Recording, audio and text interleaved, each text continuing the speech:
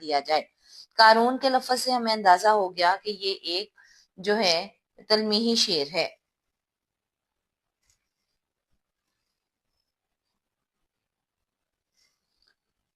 قارون حضرت موسیٰ کے زمانے میں ایک امیر شخص تھا اور اس کا خزانہ بہت زیادہ تھا اور بہت سارے آدمی جو ہے اس کے خزانے کی چابیاں اٹھائے پھرتے تھے، اور جب حضرت موسیٰ نے اسے زکوٰۃ ادا کرنے کا کہا تو اس نے انکار کر دیا اور اس لیے اللہ کے غضب کا شکار ہوا اور اپنے خزانے سمیت جو ہے وہ زمین میں دفن ہو گیا۔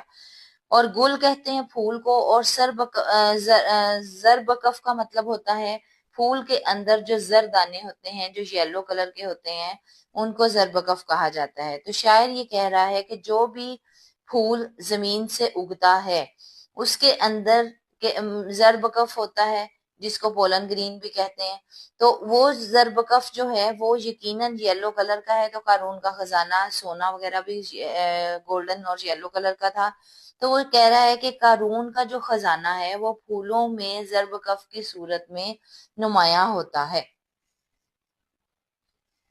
اب ہم اس شعر کی باقاعدہ تشریح شروع کرتے ہیں۔ شعر نمبر 2 ہے، زیر زمین سے آتا ہے جو گل سو زربکف، قارون نے راستے میں لٹایا خزانہ کیا۔ خواجہ حیدر علی آتش موجودہ نسل کے نمائندہ شاعر ہیں۔ اگرچہ ان کی شاعری پر دلی کے اثرات جا بجا نظر آتے ہیں، تاہم ان کی شاعری مکمل طور پر لکھنوی رنگ میں رنگی ہوئی ہے۔ شاعر نے اپنی شاعری میں حسن و عشق کے علاوہ مناظر